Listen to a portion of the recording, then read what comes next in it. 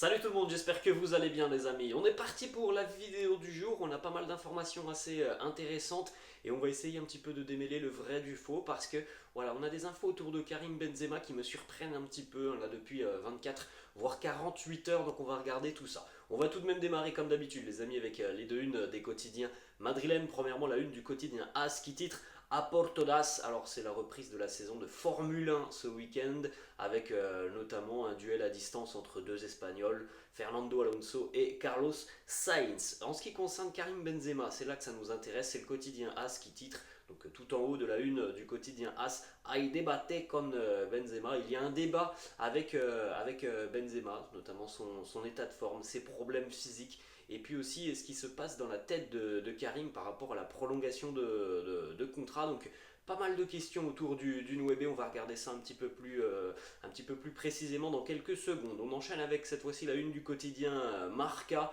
Là aussi, c'est une qui est consacrée à cette saison de Formule 1 qui s'ouvre ce week-end.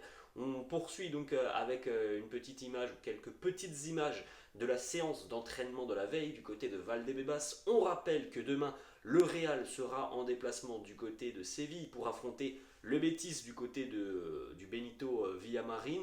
Donc un match très très important pour les merengues. Ferland Mendy et David Alaba ont poursuivi leur processus de récupération. Donc on le savait évidemment, Mendy, Alaba sont tous deux absents pour cette rencontre face au Betis demain. Et puis on ajoute aussi le forfait, en tout cas l'absence de Luka Modric pour une accumulation de cartons jaunes. Alors on n'a pas encore le groupe qui se déplacera du côté de Séville demain, mais selon toute vraisemblance, ça sera uniquement Alaba, Mendy et Modric qui seront les trois absents de cette rencontre. Vous pouvez déjà jeter un petit coup d'œil puisque le quotidien Marca nous propose déjà cette première composition d'équipe probable pour le déplacement demain du côté du Betis. À noter qu'il y a quand même quelques changements par rapport à l'équipe qui a affronté le Barça en milieu de semaine, même pas, puisque c'était jeudi, donc c'était plutôt sur la fin de semaine. Quelques changements surtout au milieu de terrain, donc Thibaut Courtois dans les buts, Rudiger, Militao, Carvajal, Nacho en défense. Bon là, pas de changement par rapport au Barça. C'est plutôt au milieu de terrain, donc avec Camavinga, Tchouaméni et Ceballos. Retour de la jeunesse, ça c'est aussi un élément qui a été beaucoup repris dans la presse, les choix en seconde mi-temps de Carlo Ancelotti, mais aussi les choix pour démarrer la rencontre face au Barça. On en parlera dans quelques instants. Et puis donc en attaque, Vinicius, Benzema, Valverde, bon à voir évidemment, parce qu'on pourrait pourquoi pas avoir du Asensio ou du Rodrigo directement. Rodrigo qui n'a même pas été titulaire face au Barça, qui a joué quelques minutes, il a joué 25-30 minutes en seconde mi-temps, mais voilà, je ne serais pas surpris que Rodrigo soit titulaire demain. Donc voilà, c'est une composition comme d'habitude les amis, composition probable, mais il n'y a rien d'officiel là-dedans. Ensuite on revient justement donc sur ce que l'on a vu donc sur la une du quotidien AS et ce qui concerne Karim Benzema. Il y a beaucoup de controverses autour de Benzema par rapport notamment à ses problèmes physiques. Alors il est vrai que cette saison quand même a déjà été particulière pour le Nwebe. On est au début du mois de mars et on peut déjà dire qu'on n'est pas du tout sur la même saison et la même lignée que l'année passée pour Karim. Beaucoup de problèmes physiques, des blessures, l'âge évidemment, même si voilà, on voit un Karim qui marque, qui est ballon d'or quand même l'année passée. Je suis désolé, mais l'âge évidemment c'est quelque chose de très important dans le monde du football. C'est évidemment quelque chose qui va influer un petit peu sur les performances. C'est quelque chose de tout à fait normal et logique. Du côté du Real, on va certainement essayer d'ouvrir donc des négociations pour trouver un attaquant cet été. Mais comme on en a déjà parlé sur la chaîne, je crois qu'on en a parlé aussi assez longuement lors de la FAQ le week-end dernier, il ne faut pas se voiler la face. Si un attaquant arrive cet été, je pense que ça ne sera qu'une solution de repli. Je ne vois pas le Real aller chercher véritablement le vrai remplaçant de Karim Benzema, puisque dans l'optique du Real, il n'y a qu'une idée en tête pour remplacer Benzema, c'est d'avoir Mbappé ou Haaland. Ça me semble compliqué que l'un de ces deux joueurs puisse arriver au Real cet été. Le problème avec Karim, c'est que personne ne sait ce qu'il a en tête. Alors là, c'est le quotidien Relevo qui nous annonce tout ça. Avant la Coupe du Monde, il était prêt à prolonger son contrat, mais depuis l'offre qu'il a reçue d'Arabie Saoudite, il doute de plus en plus. Je ne sais pas. Moi, tout ce que je sais, c'est que Karim a souvent annoncé qu'il souhaitait mettre un terme à sa carrière de footballeur du côté du Real Madrid, prendre sa retraite au Real Madrid. Alors, il est vrai que ça fait quand même très longtemps que l'on n'a pas entendu Karim le dire. Hein, ça fait quand même quelques mois qu'il ne l'a pas dit, hein, qu'il souhaitait mettre un terme à sa carrière au Real. Alors, évidemment, les amis, les choses peuvent changer. Hein, dans le football comme dans la vie en général, les choses, elles peuvent changer. Et il est vrai qu'à l'heure actuelle, on ne sait pas trop où Karim se positionne par rapport à son futur. Est-ce qu'il se voit toujours du côté du Real? Est-ce qu'il a peut-être envie d'autre chose? Contrairement par exemple à Luka Modric et Toni Kroos qui le disent très ouvertement et très simplement, ils veulent finir au Real Madrid. Il est vrai que ça fait quasiment, je pense, presque 8 mois que l'on n'a pas entendu Karim se projeter sur son avenir et dire oui, je veux terminer au Real. Donc voilà, on ne peut pas écarter aussi la piste et surtout l'option qu'il ait peut-être une autre envie en tête. Mais tout ça, les amis, évidemment, ça reste du conditionnel parce que aussi, on attend quand même une prolongation de contrat de Karim depuis quasiment, je pense, 8 mois à peu près.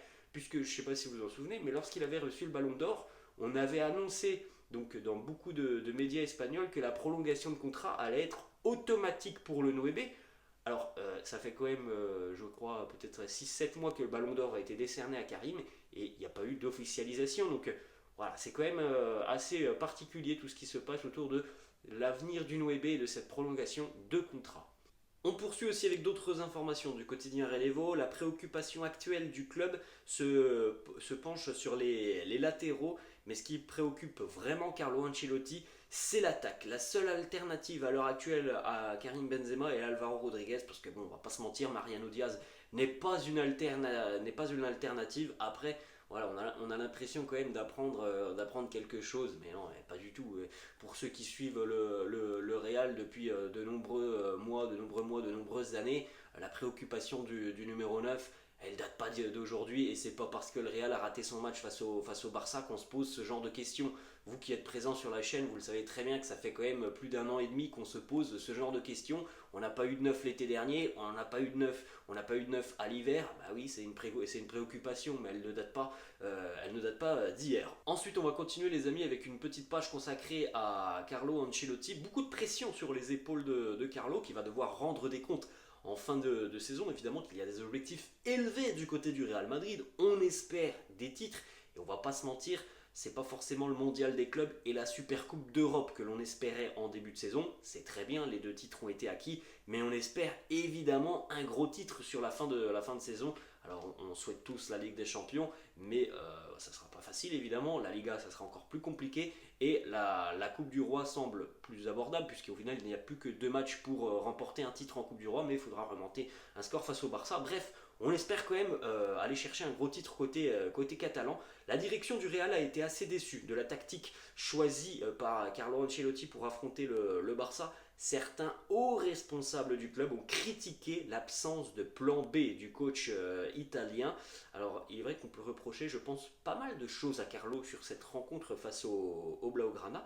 Déjà, les solutions qu'il avait sur le banc de touche sont restées sur le banc de touche parce que je ne considère pas que l'entrée, par exemple, de Tchouaméni soit une solution qui était hyper intelligente. Ce qui me gêne surtout, c'est qu'on a laissé Marco Asensio sur le banc quand on sait à quel point Marco Asensio peut être important sur les frappes de loin et c'est ce qui a posé problème au Real Madrid face au Barça puisque on a été incapable de trouver des solutions dans la surface de réparation mais on n'a pas beaucoup tiré de loin non plus et franchement du côté du Real peu de joueurs ont la qualité et la force et la précision de Marco Asensio sur les frappes de loin. C'est l'un des meilleurs, tout simplement du côté du Real. On peut lui reprocher beaucoup de choses à Asensio, mais en tout cas sur ces situations de frappe de loin, c'est l'un des meilleurs du côté du Real. Il n'est pas entré en jeu. On peut aussi parler de Dani Ceballos. Quand on voit les prestations de Dani Ceballos depuis à peu près 1 mois et demi, comment Dani Ceballos n'est pas rentré en seconde mi-temps? C'est une question que je me pose et que vraisemblablement beaucoup de personnes se posent. Et puis on peut aussi relever le fait que quand même le Barça avait 3 absences importantes. On rappelle Lewandowski, Pedri et Dembélé, et que malgré ces 3 absences importantes dans le secteur offensif, Carlo Ancelotti a tout de même décidé d'aligner un 11 avec 4 milieux de terrain, puisque oui, on avait Fede Valverde en tant qu'ailier droit, mais voilà, Fede Valverde, on connaît très bien, c'est quand même beaucoup plus un profil qui sera celui de milieu de terrain, et on va dire ça comme ça, mais un profil plutôt défensif, même si c'est un joueur qui apporte beaucoup offensivement. Je pense que Rodrigo sur cette rencontre, Rodrigo titulaire, ça aurait été quand même normal par rapport à l'adversaire qui était quand même relativement diminué dans le secteur offensif. Le Barça n'a rien fait quasiment du match offensivement et c'est bien dommage d'avoir utilisé donc aussi peu d'armes offensives côté Carlo Ancelotti. Donc pour moi, oui, c'est une grossière erreur de la part de Carlo. Vous pouvez jeter un petit coup d'œil, les amis, juste à côté de moi, vous avez les hitmaps de cette rencontre. Donc en haut, celle du Real, en bas, celle du Barça. Donc le Barça qui a été vraiment acculé défensivement, et puis celle du Real, vous pouvez le constater, voilà, sur beaucoup de zones de chaleur sur les côtés. Rien du tout dans la surface de réparation. Quelques stats autour de cette rencontre. Le Real a enregistré jeudi face au Barça, son plus haut total de possession de balle lors d'un classico. 64,7% de possession de balle depuis la saison 2013-2014. Le Barça n'avait jamais eu aussi peu de possession de balle dans n'importe quelle compétition, toute compétition confondue. C'est énorme quand même, 35%. Ça faisait 9 ans que le Barça n'avait pas eu aussi peu le ballon sur une rencontre, donc des statistiques assez parlantes. C'est aussi la première fois depuis 2010 que le Real n'a pas réussi à cadrer un seul tir dans un match à domicile. Ça faisait 13 ans que ce n'était pas arrivé, les amis. Aucun tir cadré par le Real face au Barça. Regardez aussi cette autre statistique, on en a parlé lors du débrief. Les centres qui étaient en général des centres cadeaux pour Marc-André Ter Stegen. Le Real a réussi seulement 8 centres sur les 40 effectués contre les Blaugrana. Jeudi, c'est beaucoup trop peu. Dani Carvajal, Nacho, Toni Kroos, Luka Modric se sont essayés et tous ont été quand même assez défaillants dans cet exercice des centres. Ensuite, on enchaîne avec cette autre information du quotidien Relevo. Certaines personnes du côté du Real savent que si Ancelotti ne gagne rien sur cette fin de saison, il devra quitter le club. C'est une éventualité, les amis. On est du côté du Real Madrid. Évidemment, il y a une exigence qui est importante. Il y a la pression des résultats. Oui, il y a quand même des chances que Carlo soit amené à quitter le club si, sur les 3 derniers mois de compétition, le Real est éliminé en Coupe du Roi, en Ligue des Champions, et si on ne va pas chercher le titre en Liga, c'est évident. On est du côté du Real, on n'est pas chez un club lambda où au final l'échec peut arriver. Du côté du Real, l'échec est beaucoup plus difficile à accepter. Ensuite, une petite information du quotidien Marca qui nous annonce que Kaka, ancien joueur du Real Madrid, ancien Ballon d'Or, s'occupe actuellement de convaincre Carlo Ancelotti de devenir le sélectionneur du Brésil. Il est vrai que, on en entend parler quasiment depuis plus de 3 mois maintenant de ce poste de sélectionneur du Brésil. Il y a quelque chose derrière tout ça. Franchement, moi j'en suis persuadé. Le Brésil qui n'a toujours pas de sélectionneur, on en entend parler depuis 3 mois, je suis persuadé qu'il y a quelque chose derrière tout ça. Donc je ne serais pas surpris en fin de saison de voir Carlo quitter le club pour la sélection brésilienne.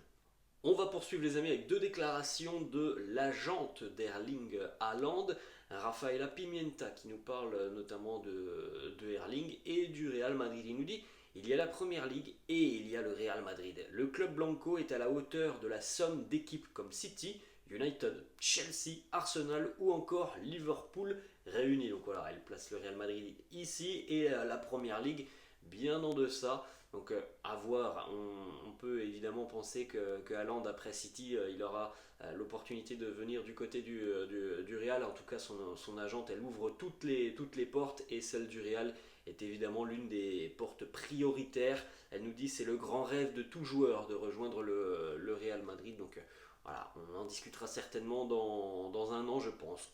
On continue les amis, on va terminer, on a 2 petites informations. Premièrement, Toni Kroos qui s'est plaint du maillot du Real Madrid, ça c'est sur son podcast. Toni Kroos qui n'apprécie pas beaucoup le col à revers du maillot du Real.